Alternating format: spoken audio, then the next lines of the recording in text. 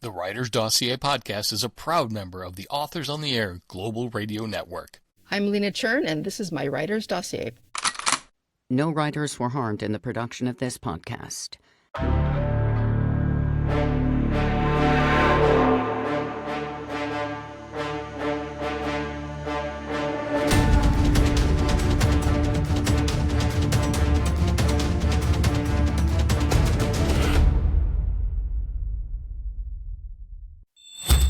Hey everyone, welcome back to another episode of the Writer's Dossier. It's a fun one tonight. I have Dossier member Lina Chern with me, and I just adore seeing Lina wherever it is, whether it's Denver at the Left Coast Conference or BoucherCon or Thriller Fest. She always brings so much energy. She has a great smile. You know her. Lina Chern, welcome to the show. Thanks for joining us.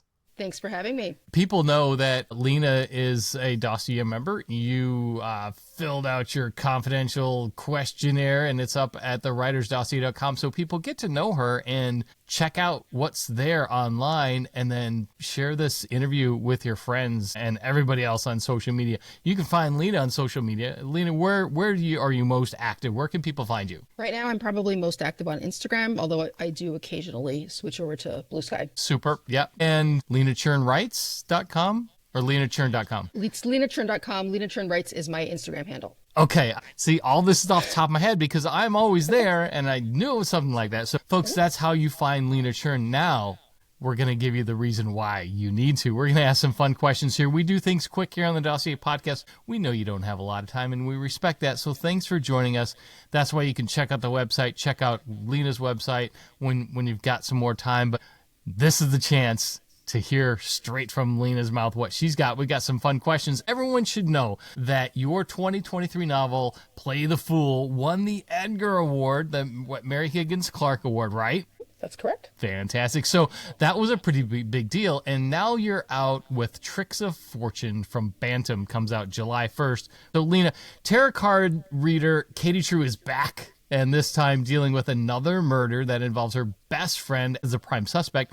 She's pulled between her friend and a police lieutenant she has a connection to. I mean, Katie's stuck in the middle, and you're the kind of person who wants to help people, Lina. So whose shoes did you put yourself in more, her friend or Katie True? I think I'm probably more in Katie's shoes by default because I always kind of feel like a bit of an observer to kind of what goes on around me, and I feel like that's kind of what Katie's role is. In fact, Katie's probably more ballsier than I am in terms of getting involved in some of these things that go on around her. So yeah, I'd say I identify more with Katie. And you both work with the cards too. That's correct. Although I would say that Katie is better at it than I am. I had to do a little bit of research to actually come up with some of the tarot sequences in the books. There's a lot of fun there, and I think we might get into it later if we have time. But Katie True uses tarot cards to kind of lead her through, right? You do the same thing a little bit sometimes when you get stuck on a scene, don't you? I do. This is something I wish I had kind of discovered earlier, but I find that occasionally when I write myself into a corner or find myself unable to kind of get out of a particularly tricky writing situation, I will actually draw some cards to kind of jar me out of whatever rut I'm in. The cards, I think one of the things that fascinates me so much about the cards is that they provide randomness. I don't believe that they are predestined to come up in any particular order. One of the things that's very effective about them is that randomness. And I think it kind of serves to disrupt whatever sort of string of thought you might have gotten into that isn't leading you anywhere, and show you some kind of different directions for where you could go. And I find that sometimes some of the best things I come up with come out of those sort of fits of randomness that the cards are able to provide. Well, I'll tell you, I think there are 160 plus dossiers on the website, and I talk to a lot of writers, and we ask, hey, how do you get out of being stuck, or when you write yourself in a corner, what do you do? No one has given an answer like that. Do you know anyone else who you can commiserate with in the same way? Anyone else out there?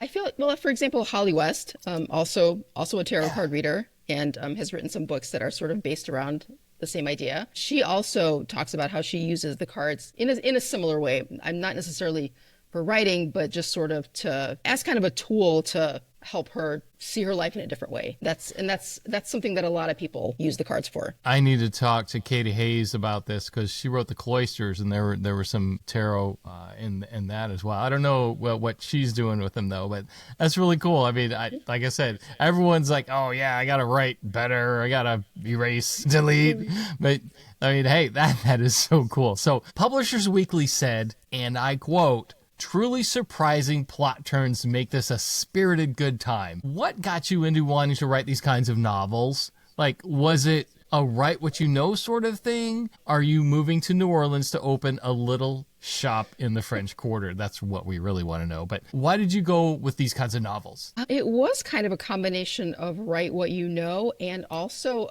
kind of an interesting set of circumstances that sort of led me to this particular combination of factors, I guess. And maybe I've talked about this before, but I actually never really grew up reading crime fiction or anything like that. I don't have much of a background in it. I grew up reading mostly science fiction and horror, like all kinds of stuff in any genre. And I kind of came to crime fiction by accident when I actually got a freelancing gig at one point writing this series of paranormal erotica stories about a psychic who helps her hot FBI boyfriend solve crimes. You know, every once in a while they pause to do whatever. 3, 2, 1. And liftoff of Discovery, hoisting harmony to the heavens and opening new gateways for international science. Discovery has cleared the tower. Houston now controlling. But it was just it was one of the first times that I ever really enjoyed writing the way I had always felt I wanted to, or felt I should. Like when I was little and I dreamed about being a writer, I never really dreamed about being rich or famous or anything like that. I had always kind of dreamed about just having fun writing. You know, a lot of writers that I looked up to talked about how engrossing writing was, about how when they sat down to write, they couldn't stop. And that was the experience that I'd always kind of wanted and never really was able to achieve until I wrote those ridiculous porno stories that are probably still kicking around on Amazon somewhere. And because they were mysteries, that was my first experience with them, I thought, that's cool, I can do this. And it also, I feel like crime fiction or mysteries specifically provide kind of a convenient structure to write against. So once I wrote those stories, I thought maybe I can actually do this on my own. So that's kind of what I decided to do, write my lines in my brain are going, Lina Chern writes what she knows and does porno stories. Yeah, not for a long time, but boy, were they fun to write. Well, I'm really off key. Okay, this is what I was gonna say. Sorry. No, this is fascinating because I've gotten nobody to answer questions like this. This is fantastic. How is it when you go to pitch a story to your editor or your agent and say, hey, this is what I've got, and here are the comps? Because who else is writing stories? That's got to be the hardest part of your pitch is, well, this is, Castle meets FBI guy or what, I mean, what are your comps? Who do you comp with? That is an excellent question. And actually, that's something that I was actually going to add to my previous answer, but didn't quite get around to it. At the time that I had this ghostwriting assignment, I also happened to come across Elmore Leonard. And I felt like I had one of those aha moments where I was like, this is it. This is what I want to write. It's just that mix of sophistication and accessibility was just, that was it for me. And I really wanted to emulate that. And also at the same time, I think I was reading Janet Ivanovich. So when I started pitching my novel to agents, that was sort of the combination of comps that I was using, even though they were both a little bit outdated by that time. I felt like my novel was sort of a cross between, or aspired to be a cross between Elmore Leonard and Janet Ivanovich, the Stephanie Plum story specifically. I don't know if it ever got there, but that was kind of what I was going for. And I almost feel like the fact that I didn't know, I was undereducated about the field of crime fiction. And I feel like that almost kind of worked in my favor. Like I ended up writing a story that I feel like harkens back more to sort of earlier crime fiction that isn't really being written now, which worked for me and against me because a lot of agents and a lot of people I showed it to were kind of like, we don't really know what to do with this. What subcategory does it fall into? It's not really something that's being written right now. Well, once the book was published, a lot of people kind of responded to that uncategorizability. Like, I kind of feel like one of the nicest things people say to me about my books is that they're uncategorizable, that they don't know exactly what slot to fit them in. And I like that. That drives the marketing people crazy, though. Yes, it does. How do we sell this? Because that's what I keep hearing back is, how are we going to market this? How do we sell it? Who do we pitch it to? All that. But I'm glad you're knocking it out with both books here with your same protagonist, Katie True. So congratulations. So. Keep it up. Thank you. Yeah. All right. We're going to flip it to the B-side here and go deep with a question about you writing word puzzles for a TV game show. What's that about? Come on. Yes. Oh, that was an interesting little slice of my life. It was very brief. It was actually, I used to work for a PC game company. This was way back. I'm dating myself here. This is way back during the .com bubble. It was a very small sort of startup company that had their flagship game was something called You Don't Know Jack. It was sort of this irreverent trivia party game. And that was kind of their brand. It was these sort of like goofy, writing heavy, very clever, kind of irreverent games with an attitude.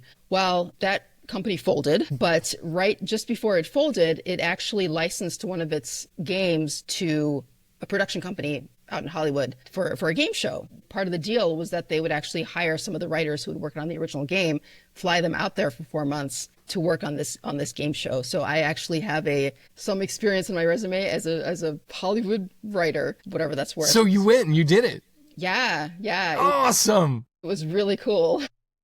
And I still miss LA. I only spent 4 months there, but I keep scheming to go back someday. Yeah, but you're living outside of Chicago now, right? Mm-hmm. I mean, that's pretty cool. Yeah, it is.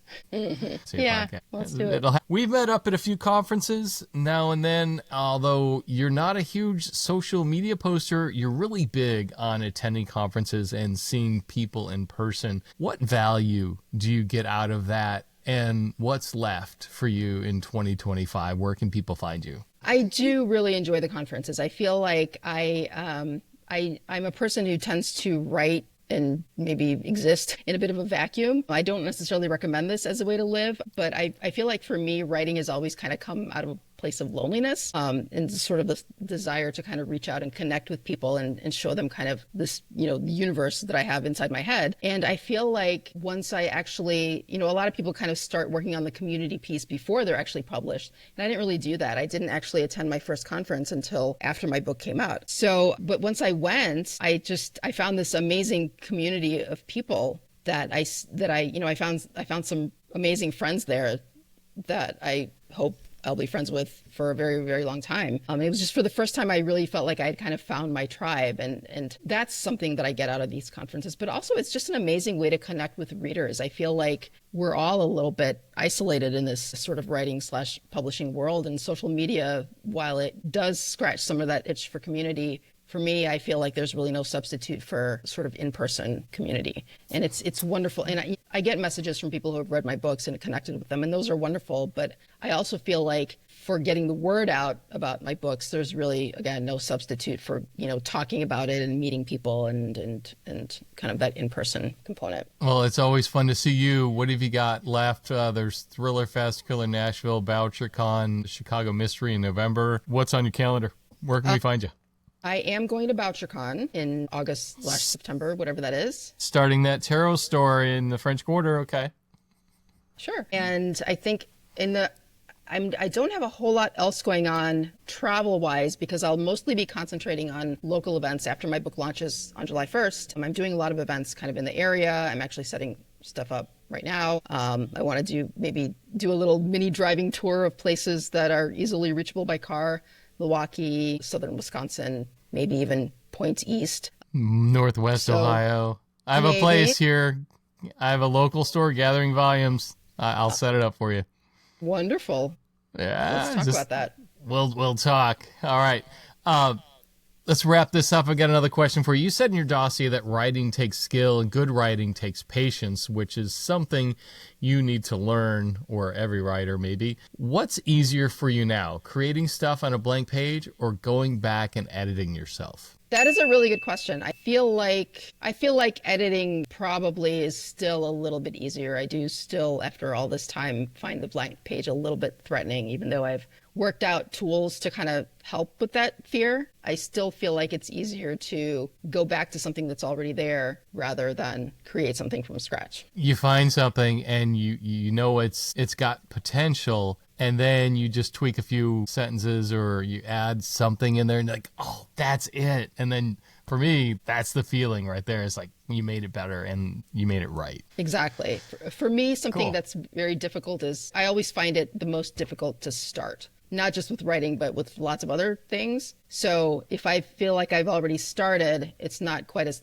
frightening to actually do the work. Well, you did the work for Tricks of Fortune, and that is out July 1st. People, just go ahead and grab Play the Fool now. It's on Amazon. You can scoop it up. Go to linachern.com, find out everything that Lina's got going on, and definitely go find her wherever she is, especially in the Chicago area. As this launch is going on right now, don't miss a thing. And if you get a chance to go to BowerTrickCon, definitely go to New Orleans and look up Lina Chern. She will be there in person to talk to you about her books. So find out more at thewritersdossier.com. Look up Lina Chern's dossier. Lina, thanks for joining us. It's great to see you on screen. It's always great to see you in person. Thank you, Jeff. You're welcome. Thanks a lot. Bye, everybody. Bye. The Dossier Podcast is a production of The Idea Academy.